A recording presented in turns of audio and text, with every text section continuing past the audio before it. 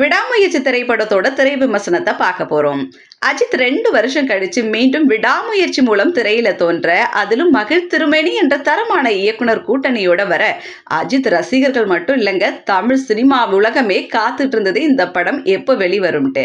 Actually இந்த படத்தோட கதை என்னன்னு பார்த்தீங்கன்னா, அஜித் த்ரிஷா இவங்க 2 பேருமே பார்த்த உடனே பிடிச்சு போயிட்டு 3 வருஷம் காதலிச்சு திருமணம் பண்ணிக்கிறாங்க. வாழ்க்கை என்னமோ அழகாக தான் போயிட்டு இருக்கு. த்ரிஷா கர்ப்பம் ஒரு முறை கலையுது. அதோட அவங்கள 2 பேருக்குள்ள ஒரு விரிசல் ஏற்படுது. அது விவாகரத்து வரையும் போயிடுது. அந்த நேரத்தில் தன்னோட அப்பா வீட்டுக்கு போயிடுறேன்ட்டு த்ரிஷா முடிவெடுக்கிறாங்க. அஜித் கடைசியா நான் உன்னோட இருக்க விரும்புறேன், நான் உன்னை ட்ராப் பண்றேன்னு கூட்டிட்டு வராரு. வந்த இடத்துல கார் பிரேக் டவுன் ஆயிடுது. அந்த டைம் பார்த்து அர்ஜுன் ரெஜினா தம்பதி வந்து அவங்களுக்கு ஹெல்ப் பண்றாங்க. த்ரிஷாவை மட்டும் கூட்டிக்கிட்டு ட்ரக்ல அவங்க போயிடுறாங்க. ஆனா ட்ரக்ல ஏறிய த்ரிஷா காணாமல் போயிடுறாங்க. அஜித் அர்ஜுனை தேடி வந்தா அர்ஜுனோ நீங்க யாருன்னே எனக்கு தெரியாது அப்படின்னு சொல்லிடுறாரு. அஜித் பயங்கர ஷாக் ஆயிடுறாரு. அஜித் போலீசாரிடம் போராடியும் எதுவும் கிடைக்காத நேரத்துல அஜித்தை ஆரவ் கேங் அடிச்சு அர்ஜுன் கிட்டே கூட்டு போறாங்க. அங்கதான் பெரிய ட்விஸ்ட் ஒன்னையே ரெஜினா சொல்றாங்க. அதுக்கப்புறம் அஜித் த்ரிஷாவை கண்டுபிடிச்சாரா, ரெஜினா சொன்ன அந்த உண்மையான கதை என்ன அப்படின்றது தான் இந்த படத்தோட மீதி கதைன்னு சொல்லலாம். ஆக்சுவலி இந்த படத்தை பார்த்தீங்கன்னா, அஜித் இப்படி ஒரு மாஸ் ஹீரோ இந்த கதைக்களத்தை தேர்ந்தெடுத்ததுக்கே பாராட்டணுங்க. அதை விட இந்த கதாபாத்திரம், ஒரு நார்மல் மனுஷன் பிரச்சனை வந்தா அவன் தெம்புக்கு என்ன செய்வானோ அப்படி இதை உருவாக்கி இருக்கிறாரு மகிழ் திருமேனி. கண்டிப்பா பாராட்டியே ஆகணும். அஜித் த்ரிஷா 2 பேரோட ஜோடி அவ்வளோ அழகா இருக்கு. அதுலயும் இளமை தோற்றத்துல அஜித் வரக்கூடிய காட்சிகள்லாம் சூப்பரா இருக்கு. த்ரிஷா தன் அப்பா வீட்டுக்கு போகும்போது 2 பேரோட பயணத்துல ஆரம்பிச்சு அப்படியே மெல்ல சூடு பிடிக்குது.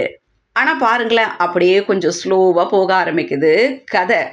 ஆனா அஜித் ரசிகர்கள் ஆலுமா டோலுமா லெவலுக்கு ஆடலாம் காத்துட்டு இருக்க டைம்ல இவ்வளோ ஸ்லோவா போனா அவங்க எந்த அளவுக்கு பொறுமையா இருப்பாங்க. பொறுமையின் எல்லையே சோதிச்சிட்டீங்களே அப்படின்ட்டே பேச ஆரம்பிச்சிட்டாங்க.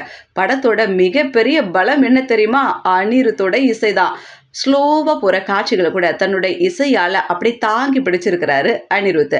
அதுலேயும் அஜித்தே அப்படின்னு கத்துறது போல் அவர் போட்டிருக்க இசை தேட்டரை அப்படியே அதிர வைக்குது. கிளைமேக்ஸ்லாம் பார்த்தீங்கன்னா பத்துக்கிச்சி சாங் ரசிகர்களுக்கு பெரிய விருந்தினை இதை சொல்லலாம். அதே நேரத்தில் அஜர்பைஜான் லேண்ட்ஸ்கேப்பை அத்தனை அழகாக காட்டியிருக்கிறாரு ஓம் பிரகாஷ். அவரை கண்டிப்பாக பாராட்டியே ஆகணும். ஆரவுடன் காரில் நடக்கக்கூடிய சண்டை காட்சியெல்லாம் சுப்ரீம் சுந்தர் மாஸ்டர் கிளாசிக்காக பண்ணிட்டாரு போங்களேன். என்னதான் படம் அவ்வளோ சூப்பர் அப்படின்னாலும் கொஞ்சம் பொறுமையை சோதிக்கிற அளவே தான் செகண்ட் ஹாஃப் இருக்குன்னு சொல்லலாம். இன்னும் கொஞ்சம் செகண்ட் ஹாஃப்ல மகிழ் திருமேனி கவனம் செலுத்திருக்கலாமோ அப்படின்னு தோணுது.